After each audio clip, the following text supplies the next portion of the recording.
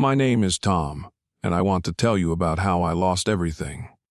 My home, my money, my confidence in the future, but most of all, my faith in people. I have never been someone who chases drama.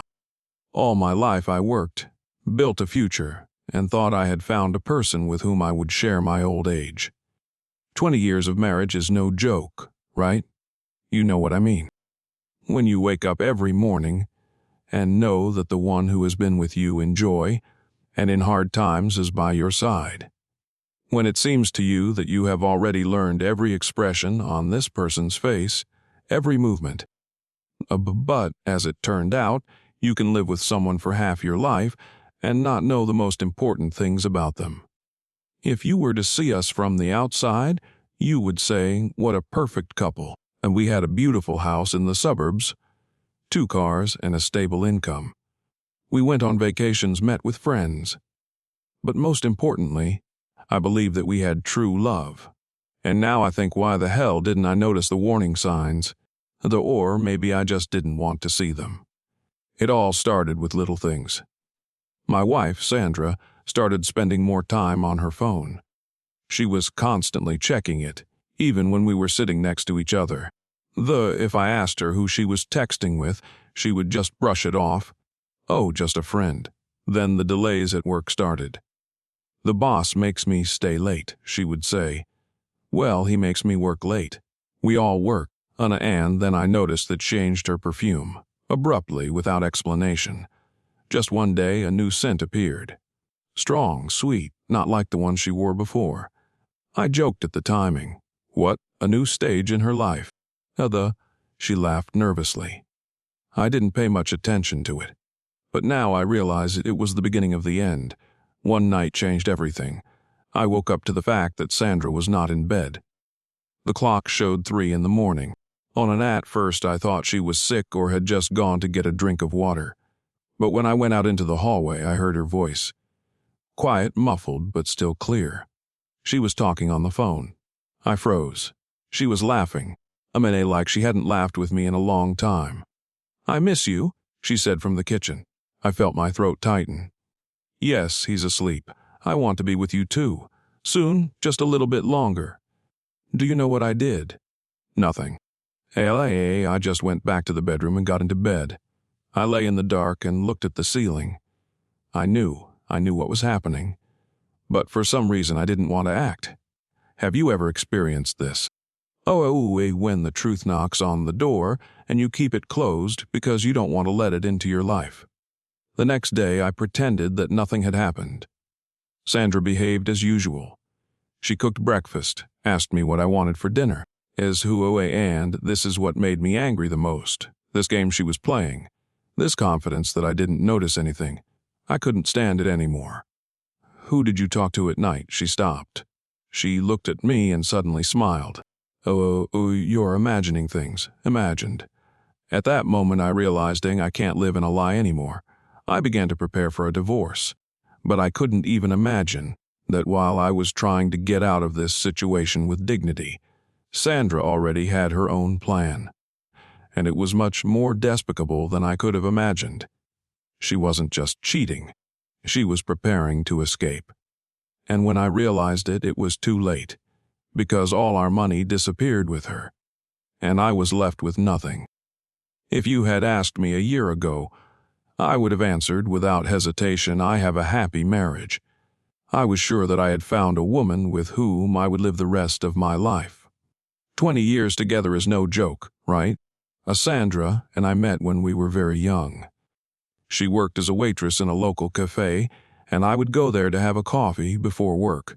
She was always smiling at me, and I was always smiling at her. And one day I just asked her out, and everything was like in a movie, romantic evenings, walks under the starry sky, talking until the morning.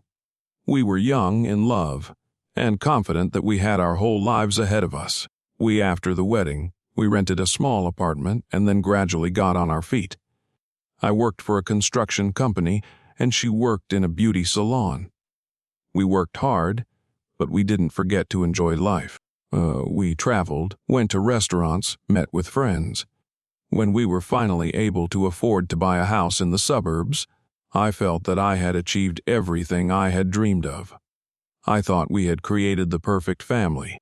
But a happy marriage is not just about a nice house and a stable income. It's about trust. And that's exactly what I lost without even realizing it.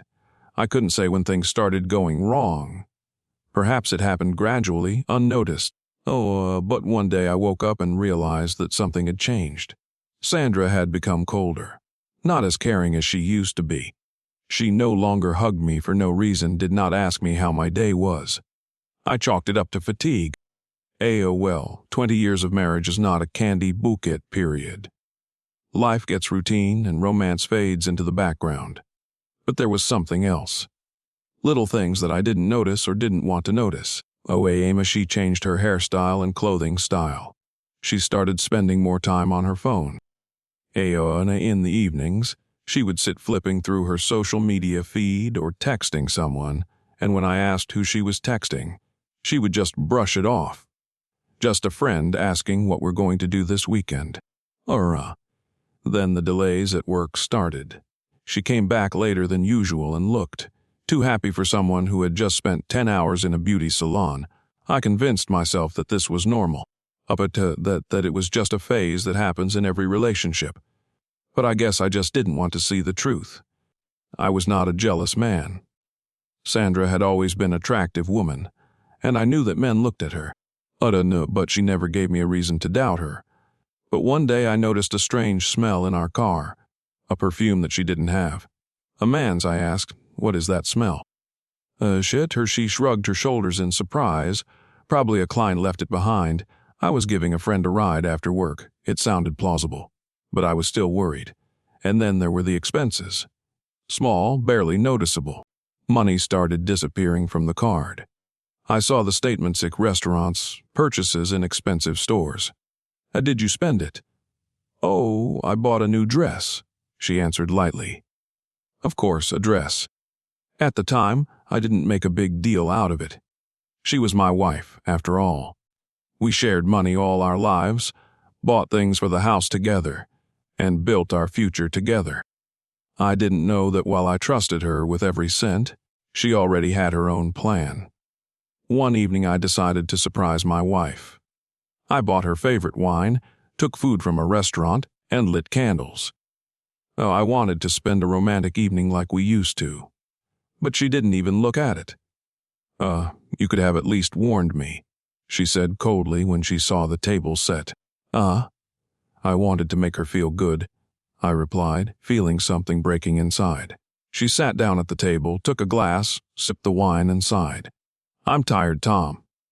Tired of what? Of everything. Her words hurt me more than she could have ever imagined. I wanted to ask her if she was tired of me too, but I couldn't. We sat in silence. All the candles were burning down, the food was getting colder, and for the first time in my marriage I felt like a stranger was next to me. It was only the beginning. I did not know then that the following events would turn my life upside down. I always believed that infidelity is impossible to hide, that if your woman starts to lie, you will immediately feel it.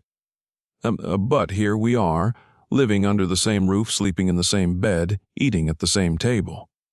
How can you not notice that something is wrong? But now I realize that when you don't want to see the truth, your brain does everything it can to hide it. I ignored the little things, justified the changes in her behavior, forced myself to ignore it.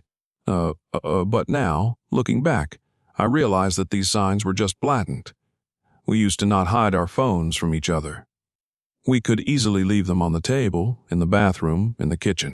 I could take her phone to take a picture of something, or she could take mine to watch the news. But in recent months, that changed. Sandra never let her phone out of her hands.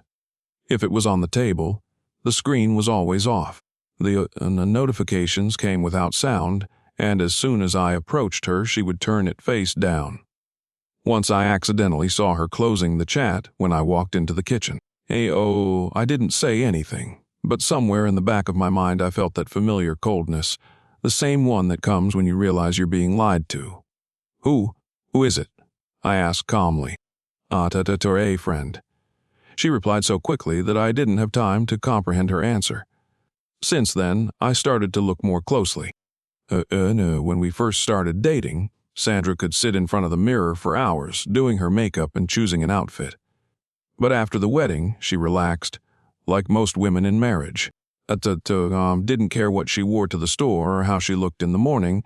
She could go all day in sweatpants and not wear makeup. But then something changed.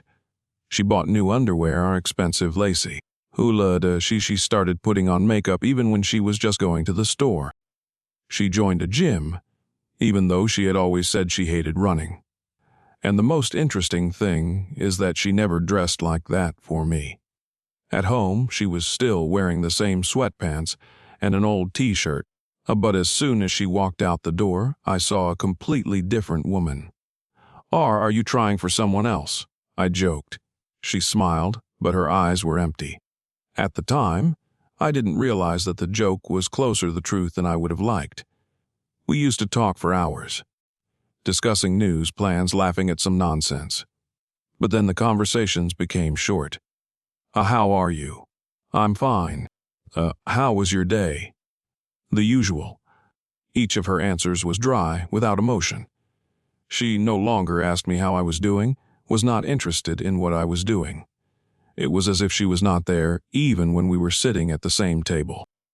And I don't know what hurt more, this detachment or the thought that she was talking to someone else like that. I didn't notice it right away. She would come home late, and I would hug her as usual. But one day I caught a faint scent, someone else's. It was not her perfume, not the one that was in our bathroom. I didn't want to ask anything. I just decided to remember the smell. And then it appeared again. Then I realized it was no coincidence. One evening I tried to hug her. She pulled away. What's wrong with you? I asked. I'm just tired. She shrugged and quickly left the room. I stood in the darkness, looking at the closed door, and realized that it was over. Not officially, not legally. But she was no longer my wife. She was somewhere out there, in another world to which I had no access. I didn't know who he was, where she met him, or how long it had been. But I knew for sure my wife was lying to me. I couldn't sleep for a long time that night. I was looking at the ceiling, running through all these moments in my head, all these little things that I had ignored. I didn't want to believe. I didn't want to ask the questions I was afraid to get an answer to. But one thing was cleared. I couldn't close my eyes anymore. It was time to find out the truth, and I would do it. But I did not know that the truth would hit me much harder than I could have imagined. I always thought that learning the truth would be painful, but I had no idea how much. The signs of betrayal could no longer be ignored, and Sandra was growing more and more distant. Her phone became a forbidden territory for me, and our conversations became an empty formal exchange of words. I was no longer a part of her life. But this time I decided that I would not let her play with me. Wanted to know the truth. I realized that asking her directly was useless. She would find excuses, roll her eyes, say I was paranoid. So I decided to act differently. She often said she was traveling on business, allegedly meeting a friend, getting her nails done, shopping. But I no longer believed these stories. This time I decided to check. She said she was going to see her friend Kate. I waited for her to leave the house, and a few minutes later I followed. My heart was pounding in my chest. I had never done anything like this before. I felt like a fool, like the hero of some cheap detective story. But it's better to be a fool than a deceived husband. She didn't go to see Kate. Her car was parked outside the restaurant. I stopped nearby and watched her get out, looking around.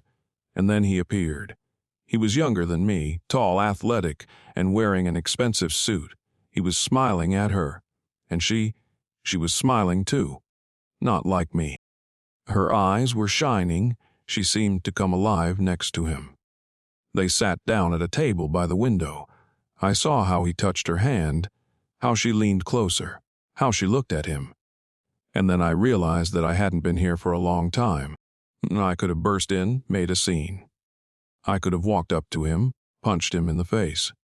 But I didn't do any of that. I just stood there and watched.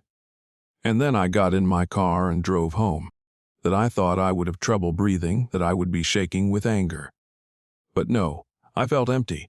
She came home late. "How's Kate?" I asked when she came into the bedroom. She froze for a second and then answered, "She's fine." Her voice didn't waver. No suspicion, no fear. And I just nodded. Wasn't going to expose her today. No, I wanted to see how far she would go. And most importantly, what she would do when she realized I knew. I thought after that night everything would be easier. I saw the truth with my own eyes. I knew Sandra was cheating. I had no more doubts. Now all that was left was to get a divorce. But who would have thought that things would go completely differently than I had imagined? The next morning I got up earlier than usual. I looked at her while she slept and tried to understand how it had happened. The woman I had lived with for so many years, whom I loved, whom I trusted. Now she seemed like a stranger. I wasn't going to make a scene. No, I was just packing my things, looking at our finances, calculating what would be left after the divorce, money. That's what worried me the most. I worked all my life, built a career, invested, saved for the future, and she hasn't worked much in recent years. And now half of my fortune legally belonged to her fuck. But that was the price of freedom. I made an appointment with a lawyer. No, I didn't plan to go through her things, but I needed to find one important document. I opened her closet and saw a small safe among her clothes. I knew that she had bought it, but I had never asked what was in it. Now my curiosity got the better of me. I found the key in her jewelry box. I clicked the lock. There was money inside. Cash, lots of cash. And tickets. 2 tickets in another name. Hers and some man's. I no longer felt pain. Only cold calm. I didn't say anything to her right away. I just watched her continue to play her role. She smiled when she saw me. She talked about some stupid things. And I knew that she had already decided to leave. She wasn't just cheating on me. She was preparing to run away. I did not wait. In the evening, when she again said she was going to her friend's house, I took out the documents and put them in front of her eyes. It was a good plan, Sandra. She turned pale at first, then smiled. No need to make a scene, Tom. I've wanted to tell you for a long time that our marriage is over. I looked at her and couldn't believe how coldly she said it. Why were you going to tell me before or after you ran off with all our money? She sighed. It's not your money, Tom. Half of it is mine. What a convenient excuse. I laughed. I thought she would start making excuses, that she would be ashamed. But no, you can't stop me, she said, and I realized it was true. The divorce did not happen. She didn't want a divorce. She just wanted to disappear, and that's when I realized that the game was just beginning. And I didn't know when exactly it would happen, but I knew she wasn't going to just sit there and wait for me to ruin everything for her. She's always been cunning. And this time I was not going to lose. When I returned home after meeting with my lawyer, I was greeted by silence. Too much silence. I went into the living room and turned on the light. The couch was without pillows. There was no cup on the table, which she always left after coffee. I rushed into the bedroom. The closets were empty. Dresses, coats, suitcases, everything was gone. And then I rushed to the safe. I opened it. It was empty. Not a single dollar. I sat on the edge of the bed, staring at the wall. If I thought I could beat her, I was wrong. She had beat me to it. She took everything. My money, my peace of mind, and even a chance for a normal divorce. She did everything she could to leave me with nothing. I took out my phone and started checking my accounts. Every card we had together was empty. All the money had been withdrawn within the last few days. I was so busy with lawyers and preparations that I didn't even pay attention. She was waiting for the perfect moment. And she hit me when I wasn't expecting it. I tried to call her. The subscriber was out of range. I wrote a message, then a no response, then another one, silence. And then I realized, she won't answer again. She would never come back. I was left with empty pockets, an empty house, and an empty life. And you know what was the worst part? I didn't even know what to do next. I woke up in the middle of the night feeling like I was enveloped in emptiness. There was no breathing next to her, no soft rustling of the blanket as she turned over in her sleep. The bed seemed too big, too cold. I reached for her side, but there was only emptiness. And not just in bed, in my life too. The next morning I woke up to a knock on the door.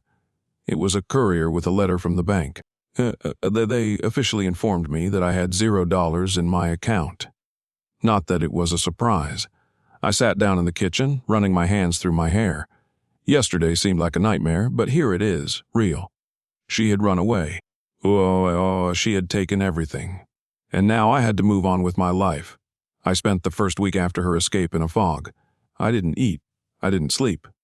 I just checked my phone, as if hoping she would change her mind and come back. But she didn't come back. And then I was overwhelmed with anger. I walked around the apartment, raking her remnants of life into garbage bags. I threw away everything that could remind me of her. Photos, old postcards, even her favorite cup that she liked to leave on the table. But even after getting rid of her things, I couldn't get rid of the feeling that she had won. I tried to get back to normal. I turned on my laptop to check my work emails, but a message from my boss was the first thing that caught my eye. We are forced to reduce your contract due to financial difficulties. Thank you for your cooperation. Seriously, if fate decided to finish me off, it did it well. I spent days sending out resumes, but there was no response. The bills were piling up. The food in the fridge was running out.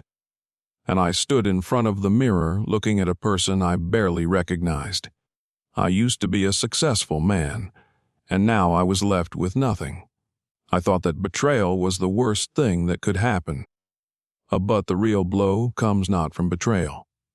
It comes from the fact that you have nothing left to lose.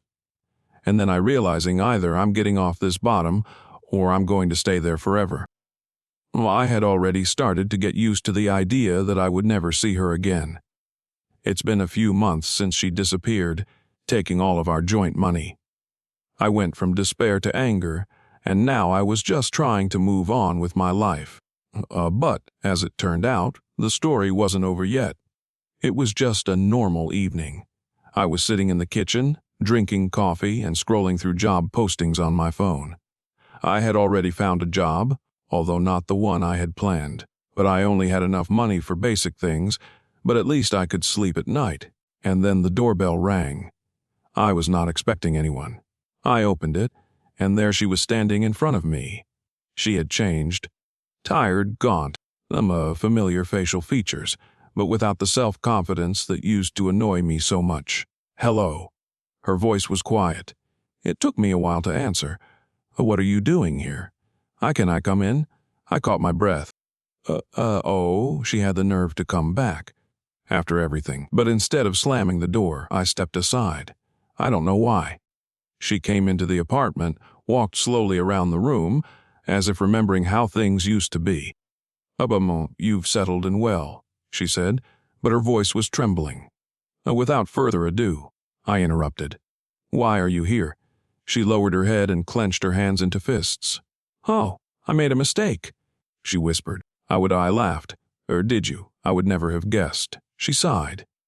Do you remember that man? With whom I nodded grimly. He promised me everything. He said we were going to start a new life. And then he just left me. You deserved it. I didn't hide my contempt. She nodded, swallowing back tears. I know. But I have nowhere to go. I don't have any money either. I watched her. Once upon a time, I might have felt sorry for her. But now I was not looking at my wife, whom I loved. She was just a woman who had driven herself into a dead end. Do you want me to help you? She nodded slowly. I did a terrible thing. I know I did. But you loved me. I laughed. Bonus ace, I did. But not anymore. Her eyes filled with tears. Are you really going to give up on me like that? I didn't say anything. She looked at my face, searching for at least a drop of pity. But there was nothing there. Come out, I said calmly. She stood there for a few more seconds, not believing that I would not give her a second chance. But then she turned around and left. I closed the door and felt relieved. For the first time in a long time, I thought it was over, that she was gone forever. But I was wrong. The next morning, while I was still drinking my first coffee, there was a knock at the door. I knew it was her. I opened the door and there stood my wife again, or rather, the woman who had once been my wife, as she looked even worse than yesterday. Disheveled hair, black circles under her eyes. She obviously hadn't slept. "Huh, I need to talk to you," she whispered. I was about to slam the door, but she suddenly grabbed my hand. "Where, please don't do that." I sighed. "Where have you been all night?" She lowered her head. "In a cheap motel." "Last time, or in that lover of yours?" She shook her head. "He's long gone. He used me. He used me like a stick and disappeared." How symbolic," I snorted. She bit her lip. "Please. Just listen to me." I didn't want to, but I let her in anyway. She sat down at the kitchen table and wrapped her arms around her head. "I know I don't deserve your forgiveness, but I just don't have a choice." I crossed my arms over my chest. "Yes, and what do you want?" She swallowed. "I want to go back." I laughed out loud. "Are you kidding me?" She shook her head. "I made a mistake. I was stupid, and I believed in a fairy tale. But the reality is different. Yeah, and now that you're in the doghouse, you're going to crawl back in." She raised her head sharply. "I didn't crawl back," I cringed. "It looks like you did." She sighed heavily. Just give me a chance." I was about to say no, but she continued. "Let me live here, just for a little while, until I find a job." I grimaced even more. "Oh, are you serious?" She nodded. "I'm not asking for much. Just a roof over my head. The roof you left behind when you ran away with all the money." She trembled. "I know what I did, but no one else needs me. Do I need you?" She pressed her lips together. "Oh, no. But, I couldn't take it." "But what?" She took a deep breath. "You were the best thing I ever had." I smiled. "Did you realize that only now?" She closed her eyes. Yes." I looked at her for a long time. Once upon a time, I might have rushed to save her. Once I would have been moved. But now I was looking at a woman who had lost everything, and now she just needed a place to wait it out. And I didn't want to be someone's backup anymore. I stood up. "Go," she held her breath. "What?" "Go," I repeated calmly. "But." "There are no buts. You've made your choice." She bit her lip. "I can't just leave." "You'll have to." Her eyes filled with tears. "I don't know where to go. And it's not my problem anymore."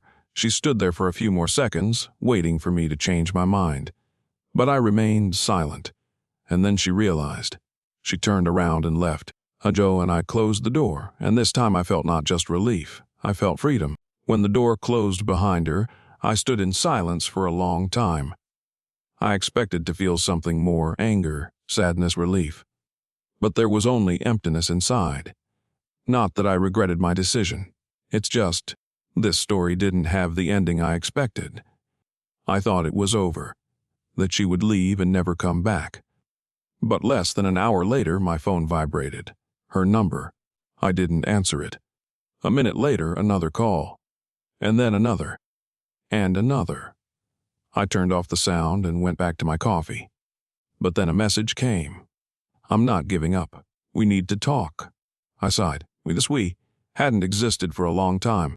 And the next day I left the house, and the first thing I saw was her. She was standing next to my car. Tired, pale, but still here. "We need to talk," she said when I came closer. I've already said everything," I replied drily. No, you don't know everything." I paused. "I like what?" She took a deep breath. I looked pregnant at her. "Am I supposed to believe that?" She nodded. "It's true. I found out just recently." I smiled. "Who is the child from?" She didn't answer. Come on." I tilted my head. "From me. Or your lover." She bit her lip. "I don't know." I laughed. "Oh, that's great. That's great." She tried to take my hand, but I pulled away. "Please give me a chance." And I shook my head. "A chance for what?" "Raising a child who is not even really mine." She was silent. I didn't want to hear it anymore. I took out my phone, opened my contacts, and blocked her number. She took a sharp breath. Are you serious?" I nodded. "It's over." She took a step back, her hands shaking. How can you be so cruel?" I smiled mockingly. "I'm just learning from you." I got in the car, started the engine, and never looked back. And now everything was said, and I had the last word. I thought that after all this I would feel relieved. But as the days went by, I felt empty. Not regret, not sadness. Just something like a vacuum that pulls everything in. I returned to work, to my usual routine. I even started meeting with friends whom I had been ignoring for a long time. But every time I came home, it was too quiet. As if something or someone still had to happen. One morning I opened the mail and saw an envelope. There was no return address. Inside was an ultrasound scan. And a note. "You were right. This is not your child. But I don't want to lie anymore. Forgive me. If you can." I looked at that piece of paper for a long time, but I felt nothing. There was no anger. There was no relief. Only confirmation of what I had always known. A month later, I saw her again, and unexpectedly, right in the middle of the street. She was walking through the park, holding her belly, and next to her was the same man. The one she left me for. They stopped at a coffee shop. She was laughing, saying something to him, and he was listening to her as if she were the most precious thing he had. And then I realized I didn't feel anything for her anymore. No love, no hate, I just moved on. Where did you go? That's another story. But this chapter is closed.